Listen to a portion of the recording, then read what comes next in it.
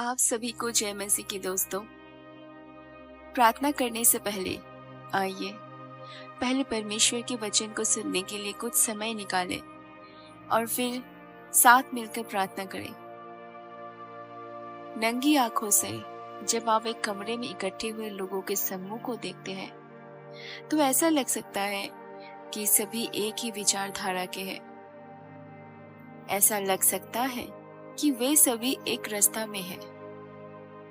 आप शायद ये मान ले कि सभी शांति, संतोष और आनंद से भरे हैं, लेकिन दिखावा धोखा दे सकता है। हर मुस्कान के पीछे एक कहानी है। हर शांत चेहरे के नीचे एक लड़ाई है जिसे आप नहीं देख सकते। लोग बाहर से भले ही ठीक लगे, लेकिन अंदर से कई लोग अनदेखे युद्ध लड़ रहे हैं। सिर्फ आर्थिक, स्वास्थ्य या रिश्तों से जुड़े संघर्ष ही नहीं, बल्कि कुछ और भी गहरा है। देखिए, जिंदगी सिर्फ बाहरी परिस्थितियों से नहीं जुड़ी है। परिस्थितियों से, हाँ, हम मुश्किल दौर से गुजरते हैं। हम नौकरियां खो देते हैं, हम बीमारियों का सामना करते हैं, हम दिल टूटने से जूझते हैं। लेकिन इन सतही संघर्षों से परे एक बहुत ही निजी और अदृश्य युद्ध है, देह और आत्मा के बीच की लड़ाई। और यह एक ऐसी चीज है जिसका सामना हर व्यक्ति करता है, चाहे वो इसे जाहिर करे या ना करे। गलतियों 5:17 हमें इस दैनिक संघर्ष की गहरी समझ देता है। क्योंकि पापी स्वभाव की अपनी अभिलाषाएं होती है जो आत्मा के विरोध में होती है, और आत्मा की अभिलाषाएं पापी स्वभाव का विरोध करती है। स्वभाव, क्योंकि ये दोनों पापी स्वभाव और आत्मा एक दूसरे के सीधे विरोध में है और निरंतर संघर्ष में रहते हैं। इसलिए विश्वासी होने के नाते आप हमेशा वे अच्छे काम नहीं करते जो आप करना चाहते हैं। ये श्लोक प्रभावशाली है क्योंकि यह उस तनाव को उजागर करता है जिसके साथ हम जीते हैं। मनुष्य होने के नाते हम शरीर और आत्मा दोनों हैं। हमारा सांसारिक स्वभाव, जिसे बाइबल शरीर कहती है, स्वाभाविक रूप से स्वार्थ, घमंड, वासना, अधीरता, ईर्ष्या और ऐसे ही कई अन्य चीजों की ओर प्रवृत्ति होती है जो हमें परमेश्वर से दूर ले जाती है। लेकिन हमारी आत्मा, हमारा वो हिस्सा है जिसे परमेश्वर ने जागृत किया है। पवित्रता, प्रेम, नम्रता, प्रार्थना और धार्मिकता की ओर आकर्षित होती है, और इस प्रकार एक संघर्ष उत्पन्न होता है। आपकी आत्मा प्रार्थना करना चाहती है, वह परमेश्वर के साथ समय बिताने के लिए लालायित करती है, लेकिन आपका शरीर अचानक थका हुआ महसूस करता है या विचलित हो जाता है। आपकी आत्मा बाइबल पढ़ना और प्रभु की बातें सुनना चाहती है, लेकिन आपका शरीर आपको आपके फोन पर कोई सूचना, कोई टीवी शो जिसे आप देखना चाहते हैं, या कोई काम जो आप करना भूल गए हैं, याद दिलाता है। यह आंतरिक प्रतिरोध आकस्मिक नहीं है, यह स्वाभाविक विरोध है जो परमेश्वर को प्रसन्न करता है और जो शरीर को प्रसन्न करता है उसके बीच। यह संघर्ष रोज होता है, और दुश्मन को इससे ज्यादा और कुछ पसंद नहीं होगा कि आप इस लड़ाई को नजरअंदाज करें। वह चाहता है कि आप सोचें कि आपके विकर्षण, आपका आलस्य, आपका भटकता हुआ हृदय सिर्फ व्यक्तित्व लक्षण या हानि रहित आदतें हैं। लेकिन सच तो यह है कि ये युद्ध के मैदान है जहां आपकी आत्मा को या तो मजबूत किया जा रहा है या खामोश किया जा रहा है। तो हम क्या करें? हम अपने भीतर के इस युद्ध को कैसे जीते? गलतियों 5:24-2 हमें उसका उत्तर देता है। और जो मसीह है, उन्होंने शरीर को उस वासनाओं और अभिलाषाओं समेत क्रूस पर चढ़ा दिया है। अगर हम आत्मा में जीते हैं तो हमें आत्मा में चलना भी चाहिए। जो मसीह के हैं, उन्हें शरीर को क्रूस पर चढ़ाना होगा। इसका मतलब है कि हम अपने शरीर को नेतृत्व नहीं करने देते। हम अपनी भावनाओं, प्रलोभनों या सांसारिक लालसाओं को यह तय नहीं करने देते कि हम कैसे जीते हैं। इसके बजाय हम उन्हें ईश्वर को समर्पित कर देते हैं। हम उन इच्छाओं को मार देते हैं इससे पहले कि वे हमारे आह्वान को मार दें। क्रूस पर चढ़ाया जाना शब्द के बारे में सोचिए। क्रूस पर चढ़ना कोई मामूली बात नहीं थी या कोई छोटी मोटी असुविधा नहीं थी। प्राचीन दुनिया में यह मृत्यु का सबसे क्रूर रूप था। इसमें लकड़ी के क्रूस पर कीलों से ठोक दिया जाता था, हाथ फैलाए जाते थे और शरीर अपने ही भार के नीचे अत्यधिक पीड़ा में लटकता रहता था। इसीलिए जब पौलुस कहता है कि हमें शरीर को क्रूस पर चढ़ाना है, तो वह किसी आरामदायक या आसान प्रक्रिया की बात नहीं कर रहा है। वह किसी दर्दनाक, जानबूझकर और अक्सर धीमी गति से की जाने वाली प्रक्रिया की बात कर रहा है। स्वयं के लिए मरना ना तो त्वरित है और ना ही सुखद। इसका अर्थ है उस क्षण में जो अच्छा लगता है उसे छोड़ देना, ताकि शाश्वत को प्राप्त किया जा सके। इसका अर्थ है अभिमान, वासना, आलस्य, करवाहट, ईर्ष्या, लालच को ना कहना, तब भी जब इससे दुख हो, ताकि मसीह हमारे माध्यम से पूरी तरह जीवित रहे। और नहीं, इसका मतलब यह नहीं है कि हम मानव होना बंद कर दें। इसका मतलब ये नहीं है कि हम कभी संघर्ष नहीं करते या असफल नहीं होते, लेकिन इसका मतलब यह है कि हम शरीर को अपने निर्णयों पर नियंत्रण करने से मना कर देते हैं। हम आत्मा में चलते हैं। हम पवित्र आत्मा को हमें मार्गदर्शन करने, हमें आकार देने और हमें अंदर से बाहर तक नवीनीकृत करने देते हैं। क्योंकि सच्चाई यह है कि आपका शरीर अस्थायी है। आपकी इच्छाएं फीकी पड़ जाएगी। आपकी देह की लालसाएं कभी पूरी तरह से पूरी नहीं होगी, लेकिन आपकी आत्मा, आपका वह शाश्वत अंश, परमेश्वर के साथ एकता के लिए बनाई गई है। और केवल आत्मा में चलने से ही आप सच्ची स्वतंत्रता का अनुभव करेंगे। रोमियो 8:6 हमें याद दिलाता है, शरीर पर मन लगाना मृत्यु है, परंतु आत्मा पर मन लगाना जीवन और शांति है। जब हम इस संसार के लिए जीते हैं तो हम केवल तनाव, खालीपन और आध्यात्मिक क्षय की प्राप्त करते हैं। लेकिन जब हम परमेश्वर के लिए जीते हैं, जब हम परमात्मा को अपना मार्गदर्शन करने देते हैं, तो हमें ऐसी शांति मिलती है जो समझ से परे है। हमें ऐसी खुशी मिलती है जो परिस्थितियों पर निर्भर नहीं है। हमें कमज़ोर होने पर भी शक्ति मिलती है। इसलिए मैं आपसे आग्रह करती हूँ, भाइयों और बहनों, अपने भीतर के युद्ध की अपेक्षा ना करें। उन छोटी छोटी रोज़मर्रा की लड़ाइयों को तुच्छ न समझें। जिस क्षण आप आराम की बजाय प्रार्थना, व्याकुलता की बजाय शास्त्र, भय की बजाय विश्वास को चुनते हैं, वही विजय है। जिस क्षण आप अपने शरीर को त्यागते हैं और परमेश्वर की इच्छा के आगे झुक जाते हैं, उसी प्रकार परिवर्तन होता है। शरीर को क्रूस पर चढ़ाने का मतलब पूर्णता नहीं है। इसका मतलब है खोज। इसका मतलब है कि आप यीशु को चुनते रहे, तब भी जब ये कठिन हो। जब आप ठोकर खाते हैं, तब भी आप फिर से उठ खड़े होते हैं। जब आपका दिल थक जाता है, तब भी आप उस कुएं में लौट आते हैं जो कभी सूखता नहीं। और हम इसे व्यवहारिक रूप से कैसे करते हैं? अपनी आत्मा को अपने शरीर से ज़्यादा पोषण दें। वचन में, आराधना में, प्रार्थना में समय बिताएं।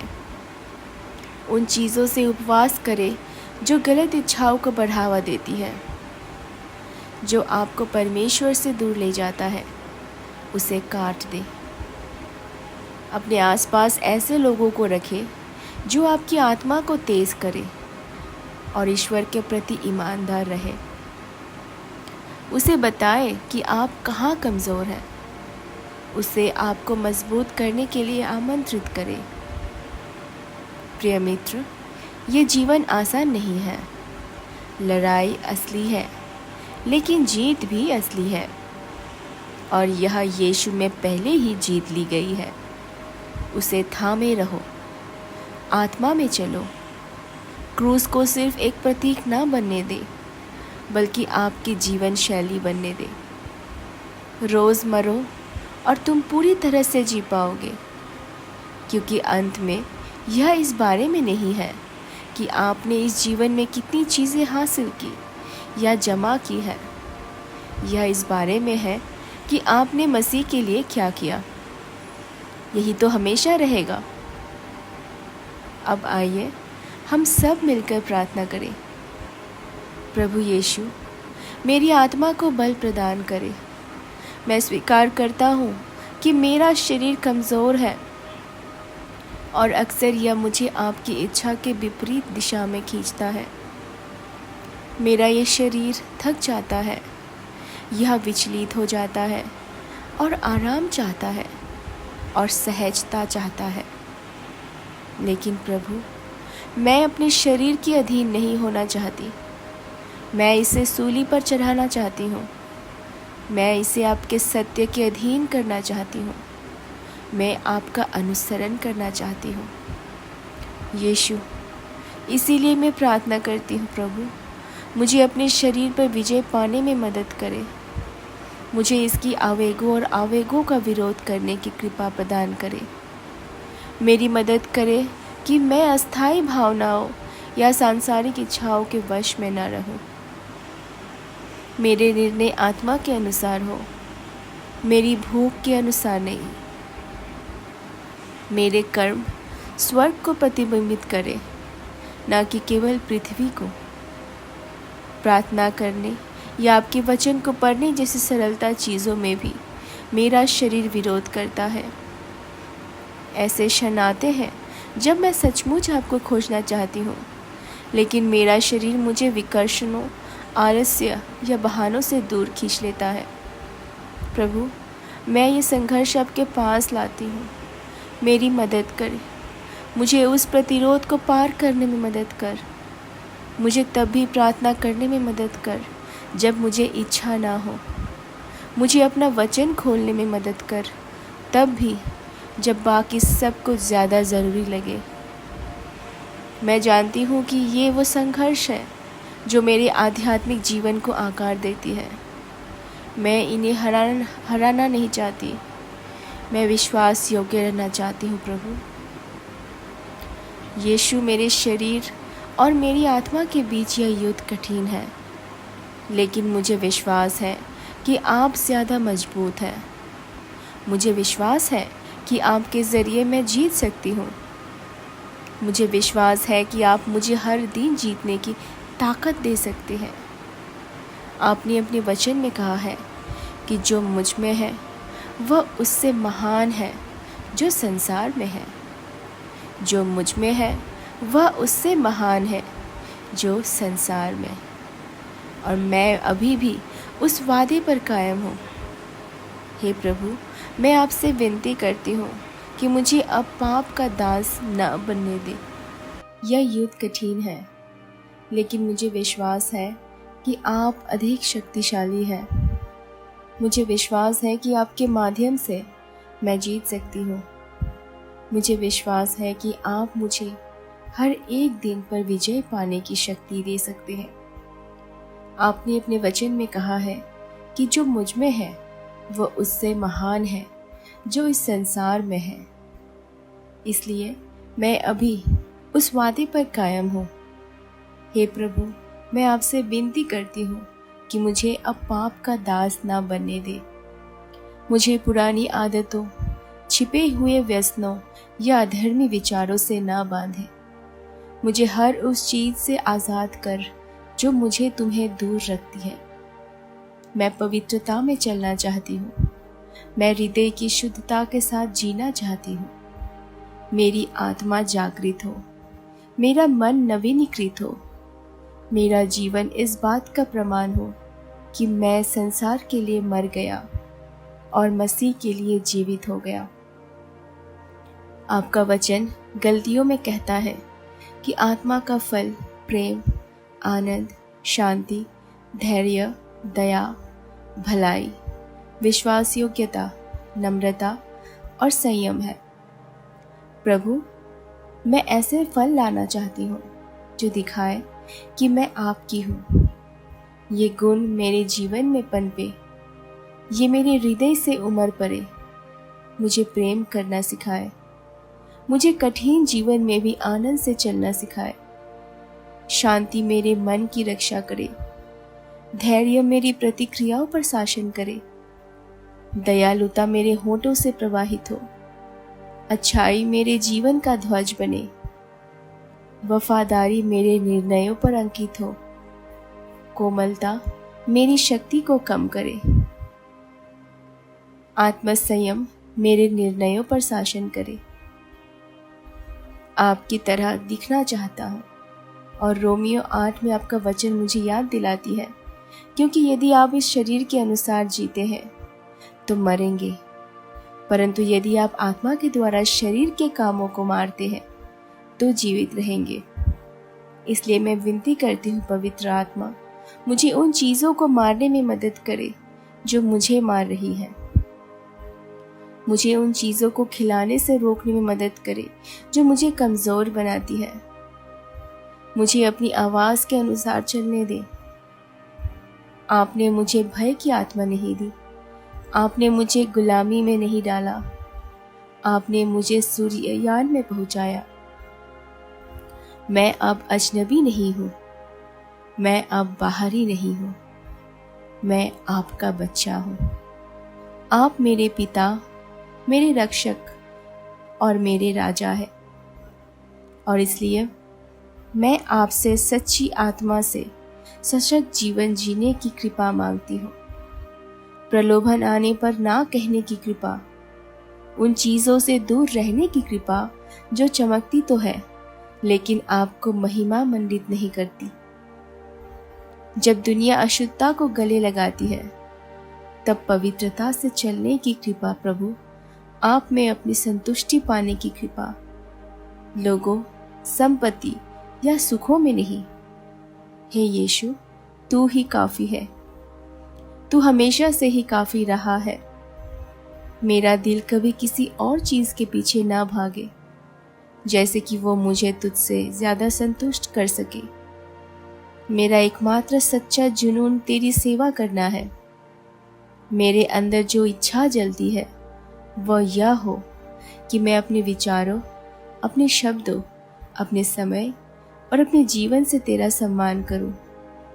मैं हर उस चीज का त्याग करती हूँ जो तुझसे प्रतिस्पर्धा करती है।